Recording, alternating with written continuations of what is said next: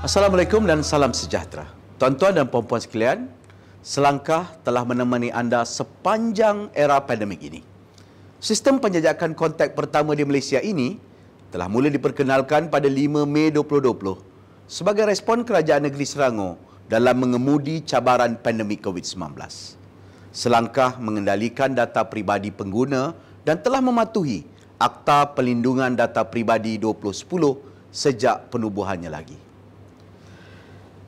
Setelah setahun pandemik ini melanda, sememangnya wabak ini bukan sahaja memberi impak negatif terhadap kesihatan rakyat, tetapi juga kepada pertumbuhan ekonomi, kerencatan pendapatan isi rumah, struktur sosial dan daya tahan masyarakat turut menjadi mangsa. Situasi ini mendorong pentadbiran negeri Selangor untuk lebih peka dengan cabaran semasa.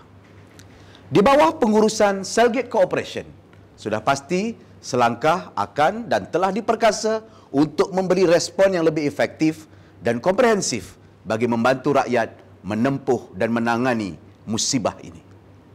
Selangkah telah menjadi penanda aras menetapkan standard terbaik bagi kehidupan norma baru. Fungsinya telah ditambah baik kerana ia bukan sekadar sistem penjejakan kontak sahaja. Sebaliknya, ia turut menawarkan kemudahan yang memastikan pengguna kekal selamat sambil mereka melakukan aktiviti harian sejak Perintah Kawalan Pergerakan pertama lagi.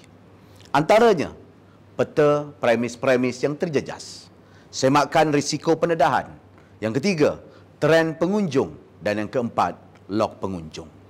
Untuk mempercepat proses saringan bersasar anjuran kerajaan negeri, Selangkah telah merintis sebuah jalan penyelesaian menerusi portal saringan komuniti. Di platform ini, para peserta boleh melakukan pradaftar, menjalani pemeriksaan kesihatan kendiri serta menyemak keputusan saringan-saringan mereka. Proses ini dilaksanakan secara digital dan keputusan ujian dihantar terus kepada pengguna di dalam talian dalam tempoh 2 jam sahaja. Bagi menangani masalah kluster tempat kerja pula, Pasukan Petugas Pencegahan COVID-19 Selangor STFC telah bekerjasama dengan Selangkah untuk melancarkan inisiatif Preventing and Detecting Outbreaks at Ignition Sites ataupun POIS. Program ini disasarkan untuk golongan majikan terutamanya dari sektor dan industri perkilangan yang melibatkan tenaga kerja warga tempatan dan tenaga kerja warga asing. Perkembangan usaha Selangkah tidak terhenti di situ saja, terutamanya apabila kesan COVID-19 terhadap kesejahteraan rakyat semakin membara. Berbekalkan ikhtiar untuk terus maju, Selangkah telah menambah baik ciri-ciri penjejakan kontak yang ia tawarkan sebelum ini. Not only that, Selangkah has been enhanced to include features that will aid people commercially during this tough time, from saving people's life to protecting people's livelihood. Demi memudahkan pengguna, kesemua fungsi ini digabungkan dan dimuatkan di dalam satu aplikasi mudah alih iaitu Selangkah App. Adibah Noor telah bersama dengan Selangkah dari hari pertama sistem ini diwujudkan. Mungkin Adibah boleh ceritakan ciri-ciri baru Selangkah. Silakan Adibah. Terima kasih Datuk Seri. Mesti penat kan cakap banyak? Ya. Silakanlah pergi minum dulu ya. Okey, thank I you. will take over for now. Bye. Baiklah, terima kasih Datuk Seri sekali lagi. Saya memang dah pakai Selangkah daripada awal-awal lagi. Memang best. Sebab, yelah maklumlah akak ni tak ada teman kan. PKP ni Selangkah app lah yang teman akak. Tapi sekarang ni saya sangat teruja kerana Selangkah dah ada ciri-ciri baru yang telah diperkenalkan. Contohnya, yang pertama, pengimbas dui sistem. Sekarang, kamera Selangkah app direka khas untuk mengimbas kedua-dua kod QR Selangkah dan MySejahtera. Tak jumpa poster Selangkah? Tak apa. Scan saja MySejahtera tapi pakai Selangkah app ya.